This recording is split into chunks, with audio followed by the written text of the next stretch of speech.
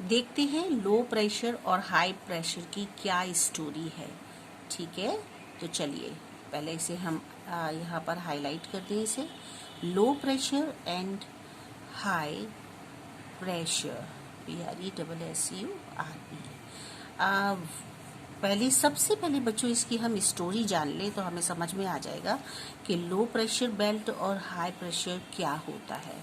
ठीक है, चलो तो स्टार्ट करते हैं एक डायग्राम से जिससे आपको बहुत अच्छे से समझ आ जाए। चलिए, ये रही हमारी अर्थ।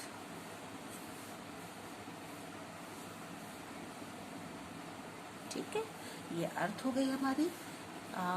यहाँ आइडेंटिफाई कर देते हैं इसको। और ये रहा हमारा सन। ठीक है, क्लियर है, ये सन है। और इस सन में ये इसका लाइट है सन का, जो हमें शो कराता है कि ये सन का डायरेक्शन है। ठीक है, अब देखिए ये हमारी अर्थ है और इससे ये रेजेस आ रही हैं सन की। तो आप ये हमारा सेंटर पॉइंट होता है इसका, ये होता है इक्वेटर। ये 0 डिग्री सेल्सियस पर माना जाता है इसको। ये आप सबको बहुत अच्छे से पता है। अब देखिए यहाँ से जो सन की रेजेस हमारी अर्थ पर पड़ रही हैं, तो आप ये जानते हो कि सबसे ज़्यादा रेजेस का जो प्रभाव पड़ता है वो हमारे इक्वेटर पर पड़ता है। ठीक है, इक्वेटर पर पड़ने की वजह से बच्चों क्या होता है कि जो यहाँ पर एयर मासेस बहुत ज़्यादा होते हैं। ये हमारी अर्थ है, सन की यहाँ पर रेजेस पड़ रही हैं। ऑलरेडी यहाँ पर टेम्परेचर सन की रेजेस की वजह से यहाँ ज़्यादा होता है। और सबसे ज़्यादा ये हमारी अर्थ पर जो टेम्परेचर देखा जाता है बच्चों, वो इक्वेटर पर ही होता है। और जब यहाँ से सन की हीटनेस जब यहाँ पड़ती है, तो हीटनेस की वजह से जो एयर होती है, जो प्रेशर होता है, वो क्या होता है यहाँ से वापस आता है। आने की वजह से, क्योंकि यहाँ पर उसको प्रेशर जो है कम मिलता है, ये लो प्रेशर होता है। लो प्रेशर यहाँ पर कम होता है क्योंकि यहाँ पर हीटनेस बहुत ज़्यादा होती है। तो ये यहाँ से वापस जाने लगता है जब उसको 0 डिग्री सेल्सियस पर इक्वेटर पर जब बहुत ज़्यादा यहाँ पर जो एयर मासेस होते हैं वो बहुत ज़्यादा होते हैं। एयर मासेस होने की वजह से यहाँ पर प्रेशर जो है अच्छे से नहीं, लो प्रेशर रहता है। और फिर ये जो एयर होती है यहाँ से बाहर आती है। उसके बाद बाहर आने के बाद बच्चों ऐसा नहीं है कि ये यूनिवर्स में चारों ओर फैल जाती है, ऐसा नहीं होता। बल्कि ये क्या करती है, अपनी डायरेक्शन बना लेती है इस साइड में और फिर इस साइड में। ठीक है, और ये डायरेक्शन बनाने के बाद अब क्या करेगी, ये क्या उड़ जाएगी ऊपर? नहीं, ये वापस फिर हमारी अर्थ पर आती है इस तरीके से। ठीक है, तो ये अपना डायरेक्शन चेंज कर लेती है और फिर यहाँ आ जाती है। फॉर एग्जांपल आप मान के चलो, अगर कहीं पर सड़क पे जाम लगा है, ढेर सारी गाड़ियां हैं, वहां से आप निकलना चाहते हो लेकिन आप नहीं निकल पाओगे, तो आप क्या करोगे, आप अपने लिए एक रास्ता बनाओगे ऐसी जगह पर जहां पर कि आप आराम से जा सको, आपकी गाड़ी आराम से ऐसी जगह पर निकल सके, आप वहां जाना पसंद करोगे। तो ये जो प्रेशर होता है वो यहाँ से उठ करके वापस चला जाता है और इक्वेटर से फिर वो वापस हमारे अर्थ में यहाँ आता है, इस वाले पार्ट में आ जाता है। और यहाँ पर होता है हमारा ट्रॉपिक ऑफ कैंसर। ठीक है, ये हमारा यहाँ पर होता है और यहाँ आ जाता है ये। और इस तरीके से जो टेम्परेचर होता है वो हमारा चेंज हो जाता है। और सेम इधर भी यहाँ पर हमारा ट्रॉपिक ऑफ कैंसर होता है। यहाँ पर ये होती है जो बेल्ट्स होते हैं, जो आपके एयर होती है, प्रेशर होता है, वो प्रेशर आपका यहाँ आ जाता है। इस तरीके से लो प्रेशर से हाई प्रेशर की ओर ये चला जाता है। ये होता है हाई प्रेशर। अब यहाँ हाई प्रेशर क्यों होता है बच्चों? क्योंकि यहाँ पर जो सन की रेजेस है वो कम पड़ती हैं, एकदम डायरेक्ट नहीं पड़ पाती। तो यहाँ पर प्रेशर जो होता है एयर का वो कम होता है। इस वजह से यहाँ पर इसको इसमें आकर के ये अपना एक प्लेस बना लेती है और इसको एक अच्छा स्थान मिल जाता है। फिर ये हाई प्रेशर के रूप में यहाँ पर बन जाती है। अब हाई प्रेशर बनने के बाद फिर ये कहाँ जाती है, तो उसके लिए आप देखोगे बच्चों कि ये मैं आपको दूसरे डायग्राम के अकॉर्डिंग समझाऊंगी। ये हो गया आपका टॉपिक ऑफ कैंसर, ये हो गया इक्वेटर, और फिर इसके बाद आप देखोगे इसके ऊपर यहाँ पर फ्रिजिड जोन होता है हमारा, और यहाँ तक आते आते ये जो आपकी एयर होती है यहाँ ऊपर और जाती है, उससे फिर ये वापस यहाँ आती है और आने के बाद फिर ये अपना काम शुरू कर देती है। सेम आपका यहाँ पर भी ऐसे ही होता है, ये आपका फ्रिजिड जोन होता है।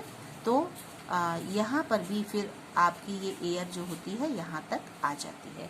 तो इस तरह से ये जो प्रोसीजर होता है बच्चों, ये कॉन्टिन्यूअस इसी तरीके से चलता रहता है। इसी वजह से हमारा जो प्रेशर बेल्ट होता है, प्रेशर होता है, लो प्रेशर, हाई प्रेशर, ये चेंज होते हैं। ठीक है, अब इधर थोड़ा सा इसको हॉरिजेंटली डाइवर्स हो जाता है। ये देखिए, ये जो यहाँ से आने के बाद ये वापस भी तो जा सकता है, लेकिन नहीं, हॉरिजेंटली ये डाइवर्ट हो जाता है और फिर ये वापस अर्थ में चला जाता है। ठीक है, और ये होता है क्यों? ऐसा इसलिए होता है क्योंकि हमारी अर्थ जो है वो रोटेट हो रही होती है। रोटेट होने की वजह से इस तरीके से ये वापस अर्थ के अंदर चला जाता है। ठीक है, लो प्रेशर से हाई प्रेशर की ओर जाता है। इस चीज का बच्चों ध्यान रखना। ठीक है, ये हमारा सन है, ये भी आपको पता है। अब देखिए, एक चीज और आपको मैं समझाती हूँ इसमें, वो भी हम अपनी अर्थ को बना करके ही आपको समझाएंगे। ठीक है, तो अब इसमें आप देखेंगे कि ये हमारा इक्वेटर वाला पार्ट है, ये 0 डिग्री पर है, ये मैं आपको बता चुकी हूँ। ठीक है, अब देखिए इसमें क्या है, जब हमारी ये जो एयर है यहाँ से उठ करके ये यहाँ आ गई, आने के बाद फिर ये वापस यहाँ पर चली जाती है, तो यहाँ आकर के फिर ये अपना क्या प्रोसीजर करती है, ये भी तो जानना जरूरी है बच्चों। तो उसके लिए क्या होता है, हमेशा जो विंड्स होती है, जो प्रेशर होता है, वो हाई प्रेशर से वो लो प्रेशर की ओर आता है। इस चीज का बहुत अच्छे से ध्यान रखेंगे बच्चे। ठीक है, हाई प्रेशर से लो प्रेशर की ओर जो हमारा प्रेशर है वो चलता है। आप देखिए यहाँ से फिर क्या होता है, ये सीधा नहीं आएगा, ये क्या होता है, थोड़ा सा डाइवर्ट होता है, थोड़ा सा झुका हुआ होता है। तो इस तरीके से जो हमारे प्रेशर होते हैं, जो विंड्स होते हैं, वो चलते हैं। तो ये आपका ईस्टर्ली कहलाएगा यहाँ पे, क्योंकि ईस्ट डायरेक्शन से आ रहा है ना, तो आपको ये ईस्टर्ली कहलाएगा। यहाँ से आए हैं ये, इसलिए विंड्स कहलाएंगे। और ये आपका नदर्न हेमिस्फीयर है और ये सदर्न हेमिस्फीयर है। ठीक है, सेम ऐसे ही प्रोसीजर फिर यहाँ से होता है कि यहाँ से हमारे जो प्रेशर बेल्ट्स होते हैं वो उठ करके यहाँ आ जाते हैं। ठीक है, ये वो डायरेक्शंस है, बट इन एरोस के थ्रू आप समझ सकते हो कि हमारे जो एयर प्रेशर है वो किस तरीके से बनता है। अब देखिए, आपको समझ में आ रहा होगा, ये बेल्ट्स बन जाते हैं, है ना, ये बेल्ट्स हैं। अब इसमें इन्हीं को कहा जाता है प्रेशर बेल्ट्स। ठीक है, तो ये इसी तरीके से बनते हैं, यहाँ से उठे यहाँ आए, यहाँ से आने के बाद फिर वो यहाँ हाई प्रेशर, यहाँ लो प्रेशर, तो हाई प्रेशर से लो प्रेशर की ओर प्रेशर बेल्ट चलते हैं और विंड्स जो हैं काम करते हैं। ठीक है, तो आप देखिए इसी तरह से सेम यहाँ पर रहता है।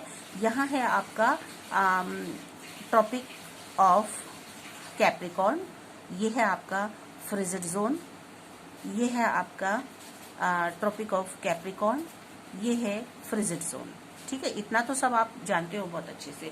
तो इस तरीके से ये लेयर दर लेयर, लैटिट्यूडल, ये सारे लैटिट्यूड्स हैं, ये आपको पता है ना, लॉन्गिट्यूड्स नहीं है, ये लैटिट्यूड्स हैं। इसी के अकॉर्डिंग हमारा पूरा सिस्टम चलता है। तो ये आप बहुत अच्छे से समझ चुके होंगे।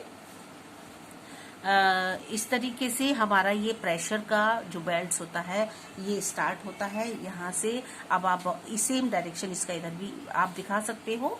तो आपका इक्वेटर से ऊपर की ओर रिपीट करती हूँ फिर से मैं कि ये हमारा सन है। सन की रेजेस हमारी ये अर्थ है जिस पर हम रहते हैं। इस सन की रेजेस हमारी अर्थ पर पड़ रही हैं। अब आप देखिए इक्वेटर वाला पार्ट 0 डिग्री पर माना जाता है। सन की रेजेस जब बीच वाले पार्ट पर पड़ेगी, इक्वेटर पर पड़ेगी, तो यहाँ सबसे ज्यादा गर्म होता है।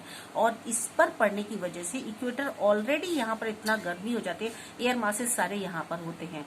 एयर मासेस से मिक्स होकर के जो हमारी सन की रेजेस हैं बहुत ज्यादा हीटनेस हो जाती है, जिसकी वजह से कि जो प्रेशर है वो बाहर की तरफ आ जाता है। बाहर आने के बाद बेटा फिर वो हॉरिजेंटली डाइवर्ट हो जाता है यहाँ डायरेक्शन में और यहाँ के लिए, फिर वो ट्रॉपिक ऑफ कैप्रिकॉर्न की तरफ चला जाता है, फिर जाने के बाद वो अंदर एंटर करता है हमारी अर्थ में, और फिर वो ट्रॉपिक ऑफ कैप्रिकॉर्न के साथ मिक्स होकर के यहाँ पर एयर मासेस कम होते हैं। ये आप ऑलरेडी समझ चुके हो। जैसे जैसे हम ऊपर जाते हैं हमारे जो एयर मासेस होते हैं वो कम होते चले जाते हैं, क्योंकि वहां पर सन की रेजेस कम पड़ रही होती है। ये आपको अच्छे से पता है, आपने एल्टीट्यूड में भी इस चीज को देखा था, ठीक है। फिर सेम आपका प्रोसीजर यहाँ चलता है, और इस तरीके से फिर जब ये एयर जो होती है इसमें एंटर कर जाती है अर्थ के अंदर, और फिर यहाँ आने के बाद फिर वो अपना काम खत्म नहीं कर देती है, बल्कि वो यहाँ से फिर वो नीचे की ओर आती है। कभी भी ये जो एयर होती है, जो आपका जो प्रेशर होता है, ये प्रेशर कभी भी सीधा नहीं पड़ता, बल्कि आपका कुछ टेढ़ा होता है, और इस तरीके से ये आपका पड़ता है। ये ईस्ट से आपका इक्वेटर की ओर आता है, इसलिए इसको ईस्टर्ली विंड कहा जाता है। ये ईस्टर्ली विंड्स होते हैं, और ये आपके इस तरीके से यहाँ पर आ रहे हैं। ये सदर्न हेमिस्फीयर से में पड़े हैं, और ये नदर्न हेमिस्फीयर में, ठीक है। तो इस तरीके से बच्चों ये अपना काम करता है। इससे आपको ये पता चल गया, और यही बेटा प्रेशर बेल्ट्स कहलाते हैं। इन्हीं को मैं आपसे डिफाइन करूंगी, जो आपके 4 प्रेशर बेल्ट्स बताए गए हैं वो मैं इसी के थ्रू आपको डिफाइन करूंगी, और कुछ नहीं होता है। प्रेशर बेल्ट्स बस यही होते हैं। अब आपने इस डायग्राम के थ्रू जब समझोगे, एक्सप्लेनेशन जो आपकी बुक में इसकी दी हुई है प्रेशर बेल्ट्स की, उनको 1 बाय 1 समझने से पहले आपने इस चीज को समझ लिया है, तो आपको प्रेशर बेल्ट्स बहुत अच्छे से समझ में आ जाएंगे। इसीलिए मैंने आपको ये डायग्राम से समझाया, जिससे कि आप बहुत अच्छे से समझ सको, आप जान सको, आपको प्रॉब्लम नहीं आए। अब जब आप इसकी एक्सप्लेनेशन समझेंगे, अब आप इसको जो समझोगे तो आपको बहुत आसानी से समझ में आ जाएगा कि हमारे इक्वेटोरियल लो प्रेशर बेल्ट क्या होता है। डेफिनेटली आपको समझ में आ रहा होगा बहुत अच्छे से, आपको समझाने की जरूरत भी नहीं है। बल्कि अब देखिए, इक्वेटोरियल लो प्रेशर बेल्ट ये होता है, यहाँ पर हमारे डोल ड्रम्स होते हैं, और आप इक्वेटोरियल लो प्रेशर यहाँ है, और इसमें आप देख रहे होंगे कि इसमें प्रेशर बेल्ट बहुत कम होता है, इसमें एयर मासेस ज्यादा होते हैं इस वजह से, ठीक है। आप देखिए इसमें, this belt is of low pressure extend from around 5 degree northern to 5 degree south latitude. In the equatorial region, the rays of the sun was fall vertically on the earth surface. ठीक है, बिल्कुल सही बात है कि जो हमारा सन है उसकी रेजेस वर्टिकली हमारी अर्थ पर पड़ती हैं, इक्वेटर पर, इस वजह से ऐसा होता है। The air gets heated and rises, जो एयर होती है वो बहुत ज्यादा हीट हो जाती है और राइज होने लगती है। इसके बाद leading to the creation of low pressure, जिसकी वजह से एयर मासेस बहुत ज्यादा होने की वजह से, हीटनेस ज्यादा होने की वजह से यहाँ पर प्रेशर जो होता है वो लो हो जाता है। ये आपको समझ में आ रहा है। अब आप बहुत जल्दी से समझ रहे होंगे। अगर डायग्राम से नहीं समझाते बच्चों आपको, तो आप इसमें टाइम ले लेते, आप इसे नहीं समझ सकते थे, लेकिन अब आपको बहुत अच्छे से समझ में आ रहा है। This zone is also known as the doldrum, इसको हम डोल ड्रम भी कहते हैं। और as little or no surface wind blow in this region, यहाँ पर किसी भी तरीके का इस सरफेस पर विंड का ब्लो नहीं होता है, हवाएं नहीं चलती हैं इस रीजन पर बहुत ज्यादा, क्योंकि यहाँ पर सन की रेजेस बहुत ज्यादा होती हैं इसलिए। और हम लोग भी उसी पार्ट पर ही रहते हैं स्टूडेंट्स। हमारे इंडिया जो है हमारा मोस्टली इंडिया का पार्ट जहाँ पर हम हैं, ये हम लोग इक्वेटर पर ही रहते हैं। इन अर्लियर टाइम, पुराने समय में, when ships needed strong winds to carry them to their destinations, the sailors use to try hand to avoid the doldrums. क्या होता था पहले के समय में, पुराने समय में, मतलब थोड़ा सा पहले ले लीजिए, तो जब शिप्स जो थे वो स्ट्रॉन्ग विंड्स की उनको जरूरत पड़ती थी और अपने शिप को आगे बढ़ाने के लिए, और ऐसा नहीं होता था तो वो ट्राई करते थे कि डोल ड्रम के थ्रू उनको जो सेलर्स हैं वो उसका यूज कर सकें। They could be stranded for months in the calm water of the equatorial oceans. वो क्या करते थे कि वो डोल ड्रम पर जो आपका प्रेशर बेल्ट होता है उसका वेट करते थे कि उससे आने वाली हवाओं से वो उसका डायरेक्शन जब चेंज होगा, तब वो अपना मंथ्स, महीनों उनको इस चीज का, इसके शांत होने का इंतजार करना पड़ता था। तब उसके बाद वो विंड्स के, स्ट्रॉन्ग विंड्स जब शांत हो जाते थे, तब वो अपने काम को आगे बढ़ाते थे।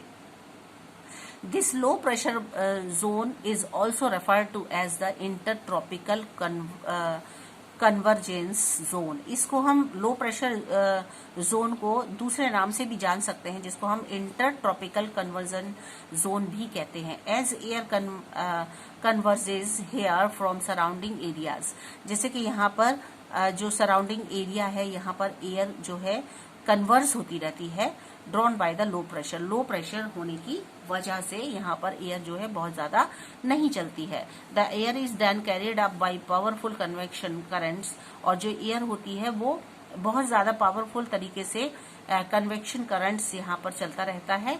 देन कॉजेज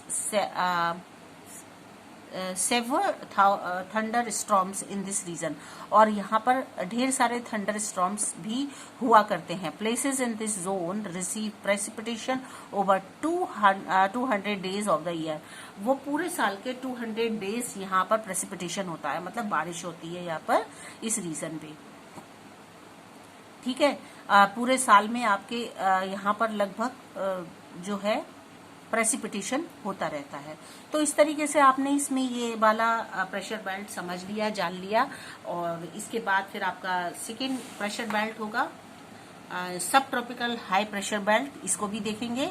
फिर लो प्रेशर बेल्ट, इस तरीके से एक एक करके लेके चलेंगे। आज के लिए बच्चों इतना ही ठीक है आपके लिए, इसको समझ लीजिएगा। अगर इकट्ठा पूरा आपके सामने लेके बैठेंगे तो आप उसको कंफ्यूज हो जाओगे, नहीं समझ सकोगे, और आपको एक माइंड में थोड़ा सा पीसनेस रखने के लिए, उसको समझने के लिए आप इतना ही रखिए और इसको रिपीट करके देखिएगा, समझिएगा कि मैं आपको क्या समझा रही थी, क्या बताना चाह रही थी अपने डायग्राम के थ्रू, इससे आपको क्या समझाया मैंने, बुक के थ्रू आपको क्या समझाया।